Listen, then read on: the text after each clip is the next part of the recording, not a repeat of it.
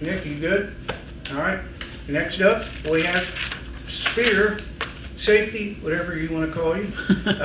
Aubrey Burks. Question for Aubrey? So, Aubrey, the spear thing, and all the coaches have talked about it too, and you did it in the spring, you did some in the bowl game. So, comfortable there? How much cross-training do you have to do if you have to move back and play some in the deep end? What's it like? I'm getting there. I'm getting pretty comfortable with it. Still learning as we go through camp, small things. Just playing more closer to the ball than playing back at 10 and 12 is probably the biggest difference. So O-linemen, tight ends push up on you much quicker. Got to set edges and everything like that. I'm also training for cat safety during camp, like half-line pass, anything like that. Those small reps are just keeping a memory about cat safety. So when we play Penn State or any other team that, run heavy, I can go back and we can bring a linebacker in to play spear, and I'm prepared to play cat safety. But I feel like as we keep going through camp, and week 1 get here, I'll be real comfortable for spear or cat safety. Best part of being a spear, worst part of being a spear? Best part, I like to blitz. Worst part, if you don't use your hands, you can get washed up pretty quick by an O-lineman or a tight end. Do you have any thoughts about this change of role and what it even will do to you? Obviously, you're focused on this season right now, but you as a player, in terms of NFL scout, this is a contract year for you, as you talked about. Yeah. What is it in your mind at all of what this can do to help you in the future beyond WVU, etc.? Nah. But I know if we go out and win games, I know what that'll do for all of us. Me, Coach Leslie, all of us had a talk since last year, and I was kind of telling him that I wanted to play nickel. And the reason for that is I just want to show how versatile I am. And so I feel like this year, if I can do that, I did a great job. And then the scouts and everything like that, that'll take care of itself. Obviously, if we winning, that means defense got to be playing good or offense we got to be doing something right on the field. So as long as we take care of the business on the field and win, I feel like every individual success that each of us want on this team will all play a part, and it'll all come together if we all work together during the season. Penn State is this month officially. What kind of statement would that make for this team to start off against them with a win here? Big statement for us. Big statement just because not many people believe in us of beating them. So obviously the people in this facility and this building right now believe. But if we come out and set the tone week 1, then I feel like that'll lead us through the season because we got a tough schedule. I don't know if y'all looked on our wall right out there. We got some tough games lined up through the year, and every game is going to be like the game of inches. That's what I would call it for us through these games that we got through this year. So just winning that week 1 will set the tone for Albany and the next game after that, and so on. And it's going to take a team effort when we go out there versus Penn State. They're a good team. We're not going to sit here and sugarcoat it. They're a good team.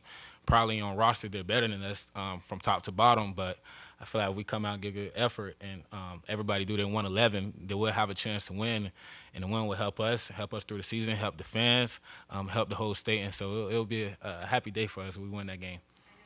Yeah, but are you guys talking about it already, right now? No, we're talking about camp right now. Yeah, we're talking about camp. That's the only thing that should be on our minds. That's the only thing on my mind is camp. They'll get Penn State to get here when they get here. John mentioned as a secondary, there's more length this year. What kind of benefit does that provide as a whole? So speaking of our corners, we got some pretty long corners. G's a big, tall corner. AG is a long corner. And Tess can run. Those 3 guys that kind of jump out in my head of linky corners. And then the benefit for us is we can put G in the boundary, and G could kind of take away that boundary field, play that boundary role. Big, can tackle, and so and the depth that we have this year from corner safety is a big advantage for us. So when the ones get tired, or when we need that second guy to come in, it won't be a downfall. So kudos to the coaches going out, recruiting through the transfer portal, and the high school recruitment hard, just bringing in that depth and those tall corners to help us through the season. Chemistry when you're bringing in transfers and guys that a lot of whom are going to play this year and you haven't played with in the past? Yeah. So that chemistry started back in the summer. We knew that we was going to have almost a new secondary. Only me and Ant are the 2 guys that are still here. And so just during the summer, like going out bowling, just small things like that. In our position meeting, we go around and we kind of just say something about our life, whether it's a struggle that we went through to get here, something personal about each other. And so if I know something personal about my teammate, I know when we get on that field, I got to have his back because of what he's going through. And if he knows something about me, he knows what I'm going through. So they're going to play hard. We're going to play hard for each other. And I think just going through the summer, leading up to now, that's when you build the chemistry. Obviously, when you get on the field, you got to talk and communicate, but you don't want to wait till fall camp to try to do that. You want to start that way back in the summer. So when we get to the fall camp, it feel like it's nothing new. Aubrey, last summer you talked about how you'd come in with Coach Wright and have meetings before practice and stuff. Did that continue with? Yeah, nah. So every Thursday and Sunday, me and Coach Bell will meet.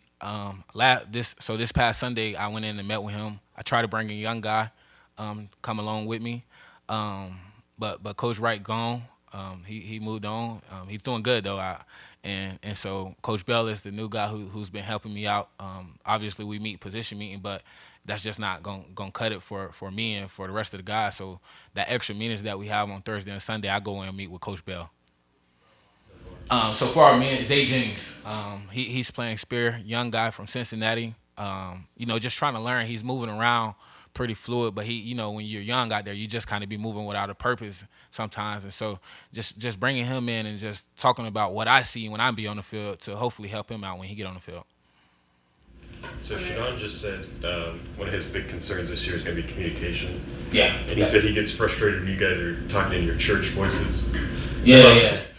So I mean, who's is it? Does it fall to you to kind of be the yelling, or just because you're the kind of leader? Or? Nah. It goes along with everybody. Obviously, it starts with me, but the Mike's got to talk. Mike linebacker, Will linebacker, free safety, cat safety, corner. Everybody got to be on the same page. So obviously, I'm the start of it. Whether I'm running the mic or if Trey Lathan run the mic, but just communicating. If we all wrong, then we all right, and it's nothing wrong with communicating too much. I'd rather communicate too much and not communicate at all. And obviously, we just went through our first week, so we can't say too much. But these next 2 weeks, communication and just understanding the situation of football is going to be big for our defense. And I feel like these next 2 weeks will show what type of defense we'll have going into the season. I know it's weeks away. Your mind's probably not there yet to the backyard brawl. But in years past, how have you guys approached that week leading up to it? By handling it every other week that's before us. I don't like looking ahead too much because you get carried away. If I think about Pitt, I'm not worried about what we got for tomorrow's scrimmage. So just handling week by week, and when Pitt get here, we know what type of week that is. Everybody know in this whole state what type of week that is for the school, for us in this facility, for the coaches, and it's just about locking in for that 1 week and just handling business on that Saturday. He and the other young DBs, what do you see out of them? Athletic, real athletic, but they got to come in and the same way when that NCAA game came out, that energy that you had, you got to have that energy when you want to study the playbook. You see what I'm saying? And I had to learn that the fast way. And for me, when I was young, I was a freshman and I kind of just wanted to live a little life. And I didn't take the playbook as serious in my first few games. And we got in versus Baylor 21, and y'all know we got blew out down there. And I got in, and Coach Wright called me later on that day and said, you can be really good. And from that point on, I studied like every night trying to learn the playbook. Obviously, our defense is different, but you just got to take that time out your day, 30 minutes before you go to bed, 30 minutes when you wake up. You got to study, because if the coaches don't trust you, they can't put you out there. No matter how many plays you make, I can go out to practice and catch 3 interceptions, but if I got 3 MAs, that don't add up. It don't balance right. So just knowing what you're doing is the most important thing. And I told the young guys going through these next 2 weeks, stop worrying about making plays. Like, obviously you make plays, they will see that. But the coaches right now, when you're young, it's about being consistent. How you come in every day, just consistent throughout your day. They don't want you to be up and then you take a major drop. They don't know what they're getting out of you. And just from a young player, it's just about being consistent every day. You see some of your young self in Zay, guy that would come up and hit people? Nah, he's Zay Jennings and I'm Aubrey Burks for a reason. Yeah, he's Zay Jennings and I'm Aubrey Burks. Is he the hitter, though, that he appears to be? He's physical now. But like I say, sometimes they get out there and he just be moving around without a purpose. eyes might be in the wrong spot, just little small things like that. But he's not scared. And I can tell you, like, one fact, like, if you're not scared, Coach Leslie like that, that's a good start to being on defense already. Now it's about just learning what you got to do out there. So, Aubrey, you talked about studying the playbook. You get all that base stuff down. Then you start shuffling around a little bit. You're in a game situation. Hey, we're going to slide you down here, or this is what you're going to do this series. Do you do something to reset yourself that says, hey, okay, man, I'm a spear now, or I'm doing this, or these are my techniques I got to think of, or does it kind of flow naturally? Flowing naturally, honestly, for me. I do have to remind myself kind of like, okay, I'm at cat though. But when I get out there, I don't be thinking about where I got to spin to. It's just flowing naturally. Playing cat safety those 2 years really helped. The biggest difference, like I said, is just moving down at 5, and trying to get back in my drop. That's the biggest difference I've been having going through this fall camp, and that's something I got to work on to improve my game going through this camp. Is when I'm at spear, dropping back to 10 to 12 because I'm already at 5. When I'm at cat, I only got to spin down 2 yards. You see the difference? So just those small things like that is probably what I got to remind myself of when I go on the field playing spear or playing cat. I'm not even sure how to ask this question, but West Virginia has always been looks at itself as the underdog, wants to play to get respect. What happens when you get respect? I mean, Penn State has respect, Yeah. What's the difference between trying to play to keep respect and to get it? So we're trying to earn everybody respect, and only way you earn it if you're proven wrong or you let what they say stand true. And when I first got to West Virginia, a couple of players that they had on the team from the state, and I got out there on the field and I went against them. I'm not going to say any names on the team, but I just knew he got that underdog mentality. No matter what, he's going to try to win at anything he does. And I feel like the players on the team, one person that stick out is Sean Martin, competitor from West Virginia, love to compete. And I think his competitive side passed along to everybody on the D-line. Then they competitive, and so everybody on D-line, that pass to the linebackers, and they just move on to everybody. And just people from West Virginia in general have that underdog mentality. And so for us to try to go out and earn respect, once we earn it, it's about just proving everybody else wrong, because Penn State not the only ones who don't believe in us.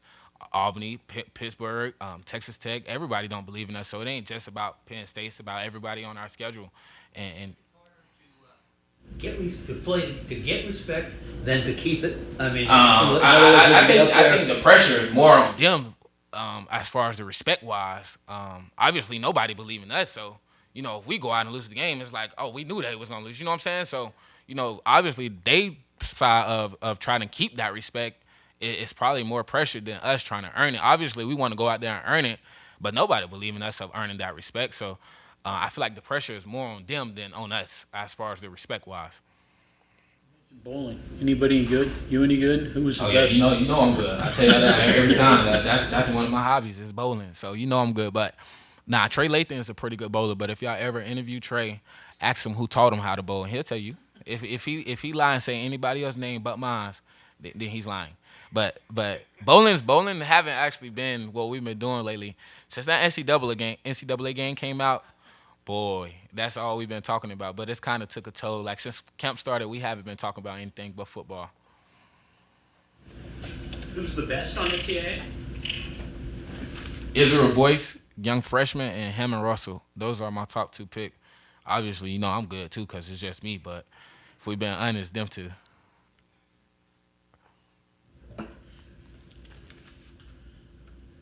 You all good? Okay. Thank y'all. Y'all have a good day.